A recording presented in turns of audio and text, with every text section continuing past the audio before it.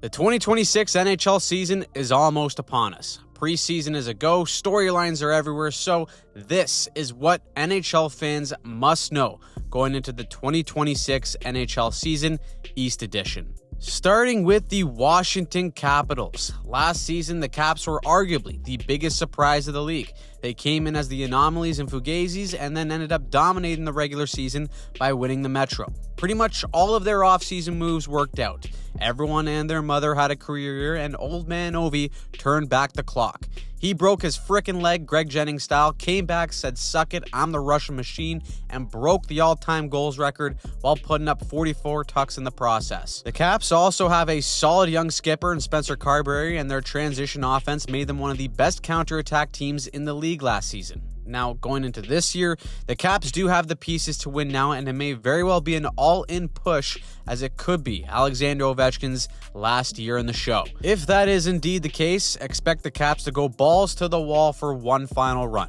The biggest wild card will be whether or not the Tendy duo of Logan Thompson and Charlie Lindgren can repeat their success. You know Tendys, they're weird and inconsistent, so buckle up for some drama if they don't follow it up. I don't exactly expect the Caps to dominate like they did last season, but they will be Rochambeauing for a playoff spot and will likely get in.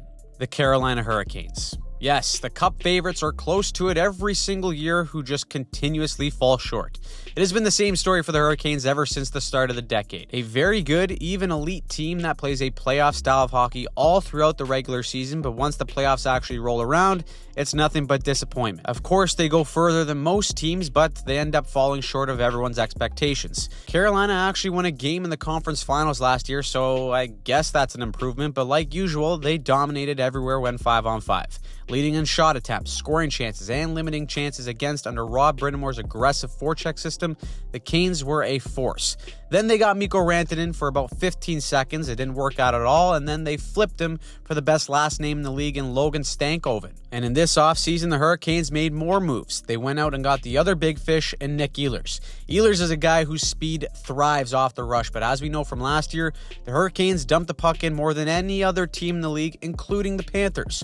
That was enough for Rantanen to say, "F this, I'm out," but that doesn't mean that Ehlers won't have success. He's a strong skater that can quickly close gaps on the forecheck and then provide a creative spark in the O-zone, and that could be exactly what Carolina needs. But hey, that's exactly what we're going to find out when the season starts. They also made some nifty moves picking up Keandre Miller, but goaltending continues to be a question mark. FedEx same-day delivery is fragile, and Kochetkov is still unproven as to whether or not he can take Carolina to the next level. They'll likely pick up a goalie midway through the season if they feel that the solution is just not there net. Overall, Carolina's a playoff team, but I think most doubt their ability to get over the hump, especially because they live in Panther purgatory. Now, if you're brave enough to watch that purgatory live, you're going to need tickets, which is where our friends at SeatGeek come up clutch. SeatGeek is the best and easiest way to score a deal on your tickets. They rate every seat from a score of 1 to 10, so you know exactly what kind of deal you're getting. If it's red, it means that deal is no bueno. If it's green, that's a banger, and you should snatch up those tickets. The best part is SeatGeek is hooking us up for the summertime. You just got to use code HOCKEY15 at checkout, and they'll give you 15% off your next order. You know, if you watch the channel, we go to a ton of games throughout the season, and I get all the tickets through some sweet last-minute deals on the app. The NFL season is back, the NHL preseason is here, so if you want to catch a great deal on one of these games, you got to download the app. So for your next live event, make sure you use code HOCKEY15 to get 15% off your next purchase. All you got to do is just click the link in our description down below to get the best seats in the house while scoring a great deal from SeatGeek. The New Jersey Devils. Despite missing the playoffs in the 23-24 season, New Jersey were expected to return to the postseason in 25, and that's exactly what happened. Their two biggest additions that offseason were Jacob Markstrom in net and Sheldon Keefe behind the bench, and he was able to lead the Devils back to the postseason, but an injury-riddled roster had them eliminated in 5 games in round 1. Honestly, it seems like the biggest thing that's holding this team back is health. Jack Hughes is probably a top 10 talent in the NHL, but already in his young career, injuries have been rather frequent. Their depth is probably their weakest point, as after those top 2 lines that include Hughes, Bratt, Heischer, and Meyer, production dropped significantly. So they tried to address that in the offseason by bringing some new guys like downtown Connor Brown and Evgeny Dadonov. Overall, if this team can stay healthy, they will be a problem. They have a good coach, a really talented young core, and a solid goaltender. Other than Luke Hughes not having a contract just yet, Devils fans can probably expect this team to be in the playoff mix, and if they're healthy, perhaps make some noise and go deep. Just make sure Jack Hughes wears some body armor for that shoulder so he doesn't get hurt again. The Columbus Blue Jackets. The Jackets could be the dark horses this season just like they were last year. No one gave them a shot in the 24 season and they almost snuck into the dance. There's a lot of good things brewing in Columbus, and I know that's probably the first time anyone's ever said that sentence, but their offense is deeper than people think. The Jackets offense were 7th in the league in goals per game, and they had 5 guys that hit the 50-point mark last season. With a young core that includes guys like Fantilli, Johnson, Marchenko, and Voronkov all being under 25 years old, Columbus has a chance to be real good for a long time. They also made some sneaky good pickups, grabbing Charlie Coyle and Miles Wood.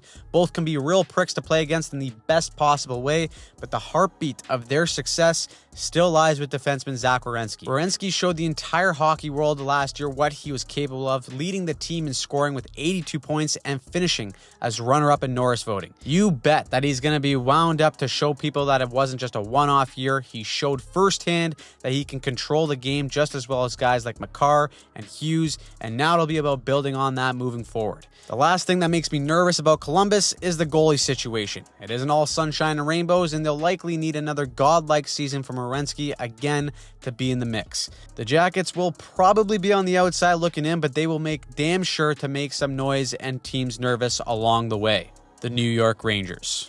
Oh, the 18-wheeler off the cliff the Rangers experienced last year was quite entertaining for some fans. With all the drama surrounding players like Captain Jacob Trouba and Chris Kreider, the season was a complete mess and regression from the previous year where they got bounced by Florida in the conference finals.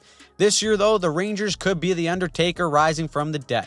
They got a new coach in Mike Sullivan, who is coaching Team USA in the Olympics, and they added Vladislav Gavrikov on D to help stabilize things back there.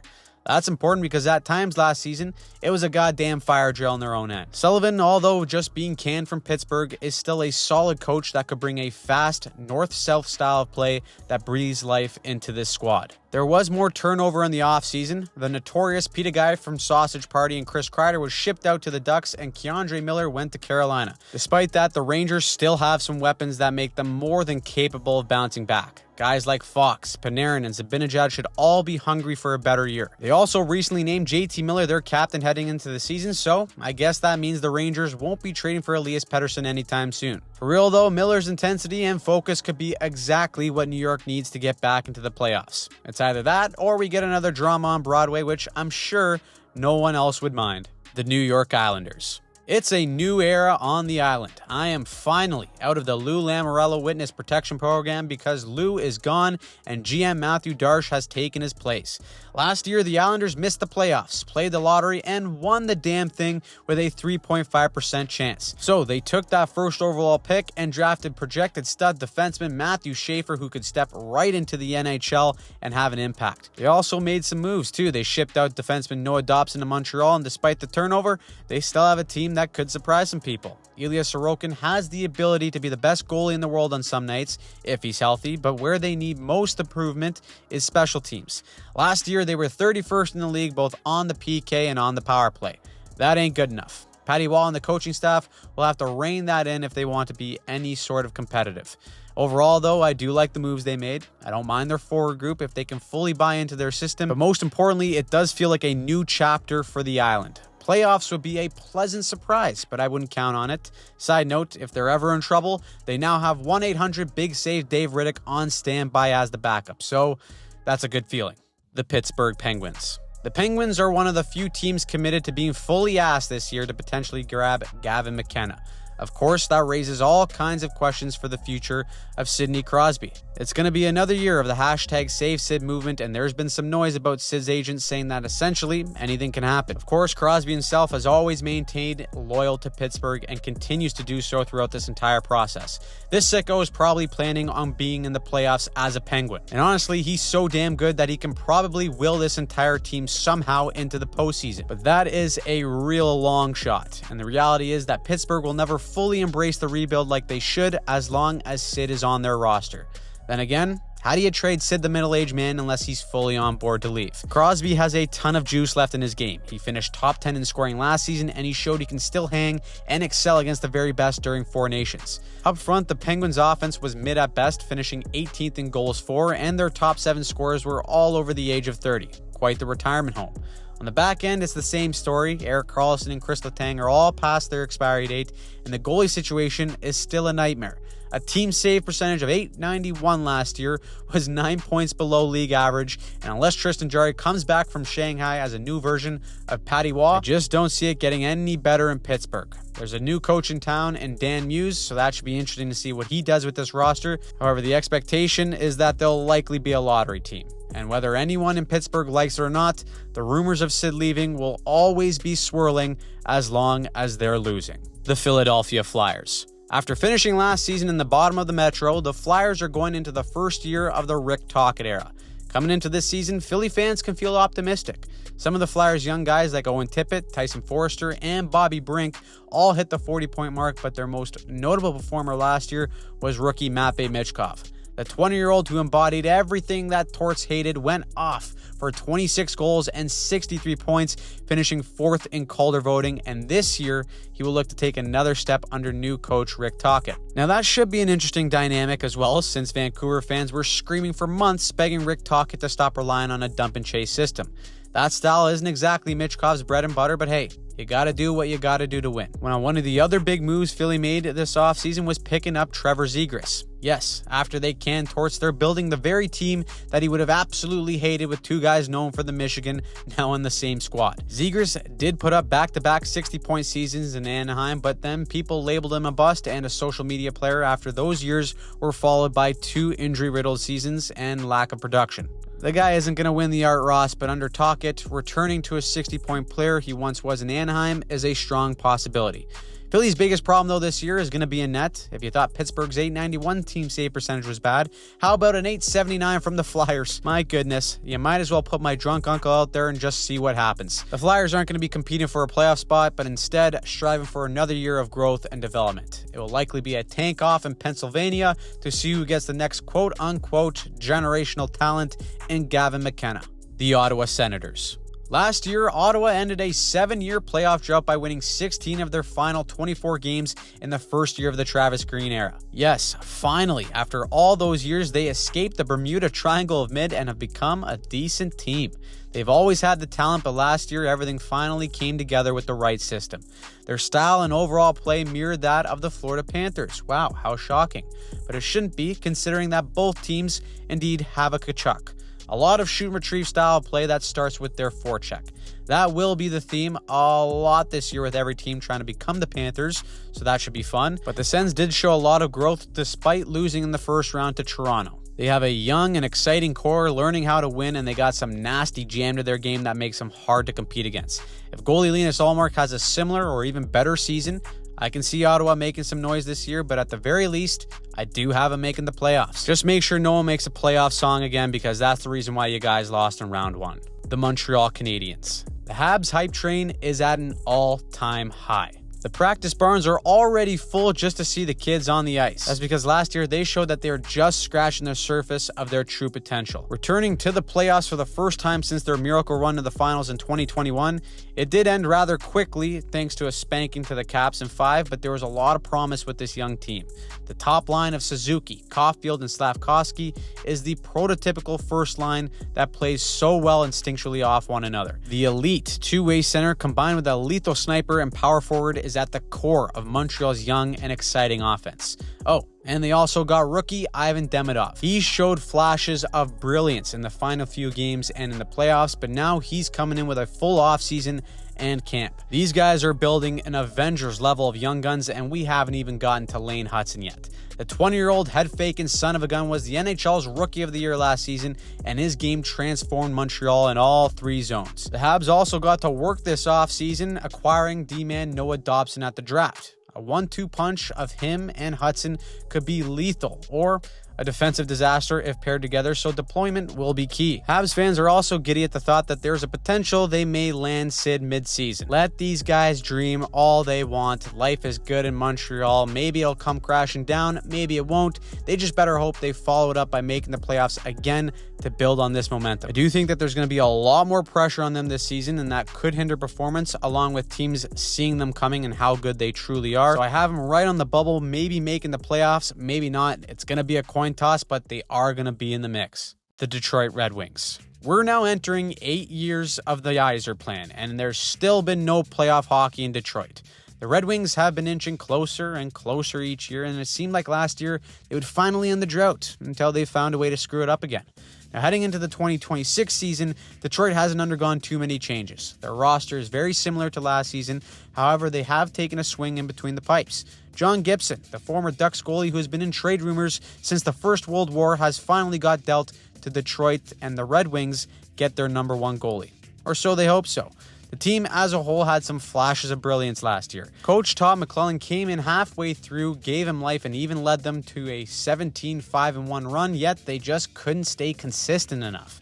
One of the best power plays in the NHL, and yet one of the worst teams in the league when it came to generating offense 5v5. The hope is that a full year under Todd McClellan has the boys executing more consistently to finally get back in the playoffs. I think depth could be an issue, and with the Atlantic being stacked, you can probably expect Detroit to be a bubble team, with them probably on the outside looking in. So I guess that means welcome back for another year to the Bermuda Triangle of Mid for Detroit, the Buffalo Sabres. Speaking of that triangle, I'm not sure the Sabres and their fans can literally take it anymore. It's been 15 years since we've seen the Buffalo Sabres in the postseason, and unfortunately, it doesn't look like this year will be any different. Last year was another disaster. A 13-game losing streak, guys underperforming, an overall disappointing year meant that the Sabres went another season without the playoffs. There are some bright spots though. Buffalo can score. They've proven it these last few years, finishing top 10 in goals for in 2 of the last 3 seasons, headlined by Tage Thompson, who just had another 40-goal season. But they just can't keep the puck out of the net or stay consistent, which is expected out of the youngest team in the NHL, but Sabres fans don't give a shit. Finding Sabres playoff highlights in HD quality is all just hearsay nowadays, and the league is genuinely concerned about the future of the franchise if they continue being so ass. Now, they did make some changes this offseason, bringing in defenseman Michael Kesselring as well as young forward Josh Stone. Okay, not bad, except for the fact that they gave up JJ Peterka, which also pissed off Sabres fans. Only time will tell how that one will turn out and how everyone fits into the system, but it will take a large leap and full team buy-in to get this current squad into the playoffs. That's a very big ask for a young team, but stranger things have happened. Unfortunately for Buffalo, it looks like they're going to spend another year in the Bermuda Triangle of Mid. Congrats on Josh Allen, though, being a mutant. Get that man a ring for the love of God, because the Sabres aren't going to get one anytime soon. The Boston Bruins. Last year, Boston was one of the biggest disappointments in the entire league. Starting with the Swayman drama holding out, the year seemed cursed to start, and it was awful. Boston finished at the bottom of their division for the first time in nearly 20 years after they were expected to return to the playoffs. At the deadline, they sold the farm, trading away Charlie Coyle, Brandon Carlo, and most notably, their captain Brad Marchand. They did get an absolute baller of a season from David Pastrnak, but the poor fella's on an island out there by himself, yet he still finished top 5 in scoring on a team with a bottom 5 offense. GM Don Sweeney had to do something to get this guy some help, so he signed Mikey Eyssimont, Victor Arvidsson, and Tanner Jeannot. All right, we'll see how that works out, but one thing that could be interesting to watch is rookie head coach Marco Sturm. He's had some international and AHL success along with assistant coaching experience, but the NHL is a different beast. It could be an entirely different story, though, this year if defenseman Charlie McAvoy and Hampus Lindholm stay healthy. Mix in Swayman getting back into form and all the distractions going away, you get a Boston team that could be sneaking up on everyone. With some of the talent on their team, I could see them rallying and sneaking into a wild card spot to knock out a team like Montreal, but it's a big if. And what's more likely is that they replace Ottawa in the Bermuda Triangle of Mid, joining Buffalo and Detroit, so welcome to misery, Boston. It's honestly about time you experience some since you've been good forever. The Toronto Maple Leafs. Last season was a script that every Toronto fan has seen before. A great regular season, enough to convince themselves that it is their year. Then they go down in a fiery explosion in Game 7. This time, though, it cost you Mitch Marner. Some fans are happy he's gone. Others think the team will regret chasing him out of town. But one thing is for certain. Both sides needed a fresh start. That's right. No more Core 4 as they officially go down in the history books as the Snore 4. Mitch Marner was traded to Vegas, and the trade, in air quotes, was actually because the man basically walked for nothing. Yes, they did pick up a solid third-line center in Nick Waugh, but the Leafs missed out on a ton of return that they would have got if they just traded him years ago. With the departure of Marner, the Leafs and their fans are hoping the sum of their parts is greater than the individual who left. No Marner and a forecheck-reliant offense meaning that scoring could be a chore, but they got some depth that could serve them better during playoff time. I like the pieces that Toronto brought in, especially the Italian stallion who's not even Italian at all in Mattias Michelli, and I think a more balanced approach throughout the lineup will end up suiting Berube's system a little bit more. So, get ready for another season of Leaf fans telling you it'll be their year yet again, and if that doesn't piss you off enough, the McDavid campaign to come home will be unbearable for every other franchise. Expect Toronto to be a playoff team this year and inevitably screw it up in an all-time epic fashion to either Florida or a team that's way worse than them, the Tampa Bay Lightning. The 2025 season ended for the Lightning exactly how the 2024 season ended, and that is losing to the eventual Cup champs and their ultimate rival in the Florida Panthers in the first round in 5 games. And while that result leaves them with 3 straight first-round exits, this Lightning team is still among the game's elite. Nikita Kucherov is coming off back-to-back Art Ross trophies. I ranked him as the 3rd best player in the world on this channel, and that top line of him, Point, and Gensel reminds every goalie on a nightly basis to close their damn legs. Tampa had the number 1 ranked offense in the NHL, thanks primarily to that line, but what has been their Achilles heel is depth and, well, the Panthers. Tampa is still a playoff team. They still got Michael Keaton's stunt double, John Cooper, who's their coach, leading them to the playoffs in 11 of the last 12 seasons. So Tampa will probably be just fine. Most likely one of the better teams in the Atlantic. They just got to find a way to get by the big bad Panthers, but so does everyone else, so get in line. The Florida Panthers. The back-to-back Cup champs are currently the class of the NHL. 3 straight trips to the finals, and there's no reason to believe that they won't make it a 4th this season. They've got pretty much the exact same lineup as last year, as they were somehow able to bring back Ekblad, Bennett, and Marchand for a couple $100 because who the hell doesn't enjoy some pina coladas on the beach, avoiding taxes, and being better than literally everyone else? Their system and style of play is going to take over the NHL as everyone will become a copycat to try and beat the best. The good news is that the Florida injury reserve will no longer be a thing. The NHL removed the loophole so Florida and 31 other teams can't take advantage of it. Not that the Panthers really need it, because they're undoubtedly the best squad we've seen in years until someone proves otherwise. The biggest concern for Florida is the health of Matthew Tkachuk. With him being out with surgery that will keep him out for a decent chunk to start the season, that's a big loss for the Panthers team that thrives off of his game to execute their identity every single night.